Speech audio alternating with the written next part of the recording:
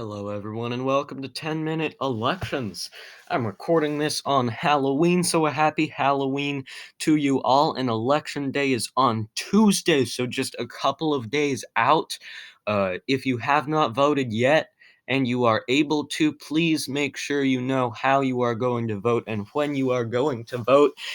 I already did my final presidential map projection. This is the final senatorial projection, and as you can see, I have left my map blank. I'll go over every senatorial race, if not at least briefly. Um, I know I've gotten a couple inquiries about the software I'm using, so that is going to be YapMS if you want to make your own political maps.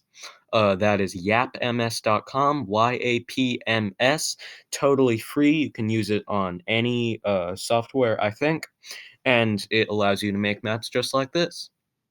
All right, let's start out in the state of Alaska. Dan Sullivan is the Republican incumbent, and he is facing off against independent, who will likely caucus with the Democratic Party, Al Gross. That race has actually seen polls, trusted, reputable polls, that actually has Gross up in the polls. I don't think Gross is going to win. Sullivan is certainly in the majority of polls. But this is far from a safe race as it was earlier in the year. In fact, this one is going to narrow all the way up to lean Republican, but it's a high lean by about 4 or 5 points. It's on the edge of lean and likely, and I do expect Dan Sullivan to win this one. It's a lean because of the margin, but it will be a close race and potentially a dark horse. If it's more of a Democratic landslide than expected, they may well actually flip this seat, which was formerly held by Democratic incumbent Mark Begich, who narrowly beat longtime Republican Senator Ted Stevens from Alaska in the 2008 blue wave here. Oregon, the Republican nominee here is a member of the Q Conspiracy Theory Organization, same organization as Marjorie Taylor Greene from Georgia, but that isn't too much of a problem because Democratic incumbent Jeff Merkley is expected to easily win re-election here. Idaho and Wyoming. Wyoming, one of the safest Republican states in the Union, and with two of the most popular senators and governor, just because they are all Republicans, and any Republican is going to have an ultra high approval rating in Wyoming. State of Montana, we've got Steve Bullock running to unseat Steve Daines. It's the battle of the Steves, and there have still been polls going both ways. I think this race has trended Republican a little bit from earlier in the year when it was actually rated. I think I rated it tilt blue at one point. No longer, but Steve Daines is up by 0.8 points in the polls, so I'm just going to go with that, which is going to put it as a lean because I do think in this case the polls are actually fairly accurate here. Steve Daines should win it, but I don't forecast him to win it by much more than a point. South Dakota used to be a swing state, used to be a couple decades ago the seat of the Senate minority and majority leaders, Tom Daschle for the Democrats. He was defeated, and the seat has remained in Republican hands ever since. It's going to be safe for Mike Rounds defending his incumbency. Likewise, Ben Sasse, one of the last few never Trumpers in the Senate, finally came around on the Trump side and won his primary as a result of it, and it will be a safe seat here. Okay, moving down to Kansas, we've got Roger Marshall facing off against Barbara Bollier. Since Chris Kobach didn't win that primary, in which it would have been a tilt red, it's not going to be a safe red state just because of the national margins. Kansas is a likely on the presidential level, should be a likely on the senatorial level as here, but I am forecasting Roger Marshall to win the state fairly easily. In Colorado, John Hickenlooper hasn't really lost much ground here, so it's still going to be a likely. Remember, only 5 points is necessary to categorize it as a likely. A 49% to 44% victory is a likely margin of victory. So Colorado is going to be a likely state for that reason. And New Mexico, Ben Ray Lujan should have no reason to worry. Here used to be a red state. It used to be a solid red state. Bill Clinton didn't even win New Mexico, and now it is a solid blue state. It is a safe blue state here and should be going forward. In the state of Arizona, Mark Kelly is up big in the polls. I know Republican cash has been flooding into Arizona recently, but it should still definitely be. I'm not going to classify it as a likely. I'm going to move it over to that lean category, but barely. Expect to see a good 4 point margin for Mark Kelly here, just because since we haven't seen an election in Arizona since 2018 and the demographics have changed a lot since then, we really don't know how much of an impact that's going to have on Arizona's electoral standing, how far left it's going to push Arizona. I do forecast that Democrats will win it on the presidential and senatorial levels. They already have a majority of Arizona's House seats, and I expect that to continue. But overall, we don't really know. I think this election will be very telling as to where Arizona is, although Donald Trump will underperform compared to the generic Republican or conservative. Oklahoma is going to be safe Republican, in the state of Texas. John Cornyn and MJ Heger. MJ Heger's been dominating the airwaves in Texas recently. She has been hauling in a lot of funds raised. However, I'd still see John Cornyn winning the seat by about 2 to 3 points, maybe a little bit more than Ted Cruz won it by in 2018. Judging by what we've seen, certainly the changes from JHK and RCP averages in recent months, I think there's a very good possibility that we see more of a blue wave on Tuesday than we saw in 2018. Texas, however, actually is going to be a part of that because the first of all, NBC's rating is a toss-up on the presidential level, but the fact that this seat was expected to go to John Cornyn by as much as 6 or 7 points just a few months ago, and now it's narrowed up to roughly 2 points, which is not very much more than what the insanely popular Beto O'Rourke or insane get out the vote driver Beto O'Rourke was able to achieve. That's a big statement for Democrats, even if they aren't able to win this seat. Louisiana, Bill Cassidy in 2014 actually defeated a Democratic incumbent. A lot of these Republicans running will Tom Cotton for sure as well in Arkansas. We'll get to him in a second. But a lot of these Republicans actually defeated Democratic incumbents in 2014. Bill Cassidy is one of them, and it should now be a safe Republican seat. He's a fairly popular senator. And Mississippi, Cindy Hyde-Smith now running for a full term in a rematch against former Secretary of Agriculture under President Obama, Mike Espy, just because the state is not going to be safe on the presidential level. It's not going to be safe on the senatorial level either, but a state that will be safe on the senatorial level, Tom Cottons, who defeated a Democratic incumbent in 2014. One of those actually that Democrat defeated a Republican incumbent in 2008, so he was only a one-term senator. But either way, this seat is now in safe Republican hands, and we won't be seeing nearly as competitive a race as we would in 2008 or 2014. State of Alabama, there is a Democratic incumbent. Tommy Tuberville has been leading the polls actually by double digits here. So originally, I think this was a lean. This was a lean in my projections, but it's actually going to be a likely and almost by the margin that Mississippi is. Doug Jones really hasn't made up any ground, and I think his best shot may be a cabinet position in a Biden-Harris administration if they're able to win on Tuesday. The state of Georgia. We've got two races to talk about here, and they're both very competitive. First one is David Perdue and Jon Ossoff.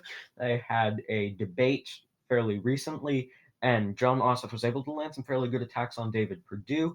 David Perdue didn't really do a great job of responding in that debate to his accusations of the federal investigations for insider stock trading.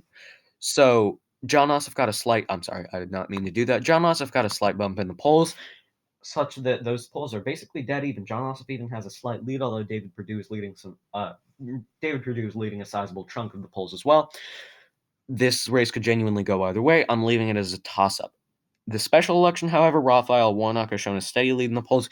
It's going to be Raphael Warnock and probably Doug Collins, as opposed to Kelly Loeffler. Matthew Lieberman really doesn't have any traction, and the Democratic vote should be pretty unified on Raphael Warnock now. So this seat is Raphael Warnock is polling at about 45 to 49%, which should be enough, although it's definitely within the margin of error. I'm going to rate it as a tilt Democratic in the state of Georgia special election. South Carolina, Jamie Harrison has been raking in money and polling data, as multiple polls actually show him leading Lindsey Graham. I don't believe it just because the state is going to be a slim likely on the presidential level, and it's very rare to see that much deviation aside from Maine between the presidential and senatorial results. It used to not be rare, but so this state could have genuinely gone blue on the senatorial level while likely red on the presidential level. But in recent years, that has not been the case, and more polarization and straight ticket balloting has become prevalent. So, South Carolina, just because I don't expect too much deviation, I'm going to leave as a lean Republican seat with Lindsey Graham narrowly winning re election by about 3 to 4 points. North Carolina, Cal Cunningham hasn't been gaining much ground, but he hasn't been losing much either. So I've been rating the seat as a tilt Republican about this whole time. I know I moved it to a lean Republican on the presidential level. That is true at the senatorial level as well. Even though he had that affair, which was expected to take a toll on some of that conservative vote, it didn't as much as was previously expected. And so Cal Cunningham, JHK is giving about a 75% chance to win here, narrow lean, maybe 2 points, and I think that is correct. State of Virginia, we've got Hillary Clinton's. I'm sorry, this is not Tim Kaine's seat. This is Mark Warner's seat, the other Democratic senator from Virginia, and he should win just as safely. Tim Kaine won his reelection in 2018, and Shelley Moore Capito, running against Ojeda in West Virginia, should win safely. Ojeda was originally supposed to be intriguing, but West Virginia is such a Republican state at this point that it really doesn't matter. Amy McGrath is doing decently against Mitch McConnell here, holding her own, but I do expect it to be likely. And if Republicans really think the seat is in danger, tons of money is going to be. If Republicans really thought this seat would be in danger, past tense, money would have been flooding into Kentucky, which it was a little bit, but not enough for me to see concern among Republicans and rate it as a lean. It is still well into likely territory. And Tennessee, we had an interesting primary here between Bill Hagerty and Dr. Manny Sethi. Uh, a Republican primary, basically a race to the right, which was interesting to see that, they were both candidates were Mitt Romney bashing in that the mainstream Republican, the Republican nominee from 8 years ago, is now the punchback, basically, for Manny Sethi and Bill Hagerty against each other. So Bill Hagerty did win that primary, and so he will cruise to victory over this seat. The Democratic nominee is, I think, a decent nominee, but not good enough to win in Tennessee. And the state of Iowa, this is going to be Dick Durbin's seat, and he'll win it safely just by virtue of being Illinois. Teresa Greenfield in Iowa. The polls have shown her with a surprisingly steady lead over Joni Ernst, although not a big one because it is red state Iowa. It's projected to be a toss up on the presidential level, but Teresa Greenfield's lead and steady lead in multiple polls have led me to classify this as a tilt. Minnesota as a likely Tina Smith, although I think there was a poll recently that showed Tina Smith only up by 3 points. I don't quite buy that. She should win by more than that. Although it's interesting to see that the polls have narrowed up, and there actually have been polls in the state of Minnesota and Michigan. John James is a strong candidate, but Gary Peters hasn't lost much ground. So I'm still going to classify Michigan as a lean Democratic. Delaware and New Jersey should both be very safe seats on the senatorial level. Rhode Island and Massachusetts as well. This is Democratic territory right here, all up through the Northeast and even down into Virginia now. This is very safe Democratic territory. This is really the Democratic stronghold. It's this entire northeastern region up here, the original United States, essentially, minus the Carolinas and Georgia. Although even North Carolina is coming around a little bit. So it's the Northeast plus the Rust Belt for now, although maybe not in 2024, plus the Southwest in 2024. So that Democratic second stronghold, aside from up here in the Northeast, is really transferring from that Rust Belt, which is losing population, to the Sun Belt, which is gaining it. All through here, actually. Even these states like Mississippi and Alabama are moderating. This used to be safe.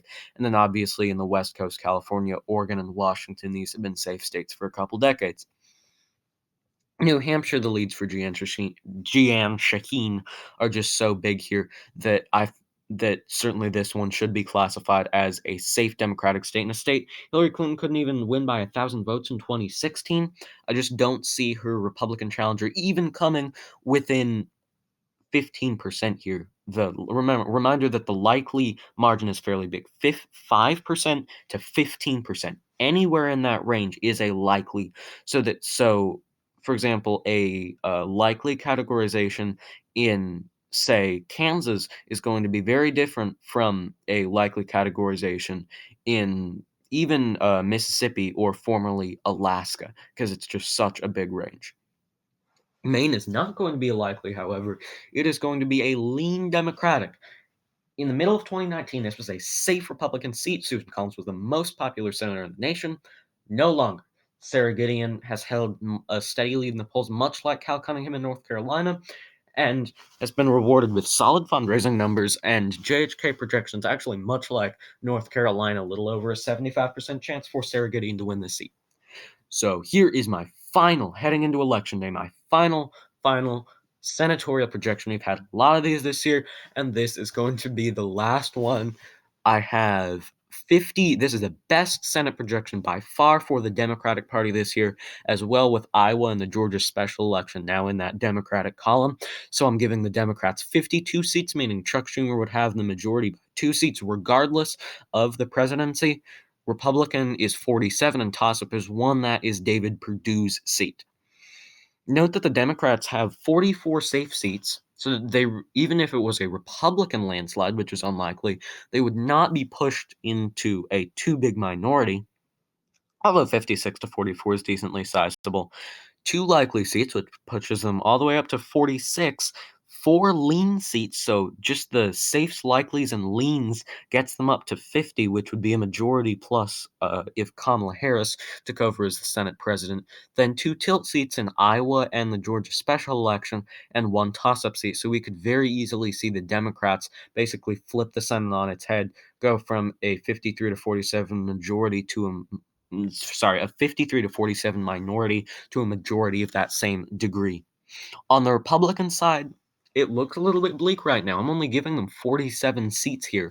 So they're going to need to scratch and claw and come back from sizable polling deficits in Iowa, not only in Iowa and in Georgia over here. They would need to win both seats in Georgia, but they also need, plus all the Republican seats, meaning Montana, they need to win Texas, they need to win Alaska. And if Joe Biden and Kamala Harris win the election as expected, because it would be, it's definitely possible, but it's fairly difficult for Trump to win the election at this point, then they would need to win one of these lean seats as well. And I think their best bet would be North Carolina, but it's fairly difficult to say. Thank y'all so much for watching. If you've been here since I launched this channel early in 2020. Thank you so much. I've really enjoyed forecasting all of these maps heading into Election Day, and I think I will do one final video before Election Day, just going through a rundown of all aspects of the upcoming election that I have not covered yet. It'll be very exciting. I will be watching the returns for sure, and potentially live streaming them. I'm not really sure. I'll definitely make a video about them. If you've just joined the channel recently, thank you just the same, whether you've been here from day one or just in this past week.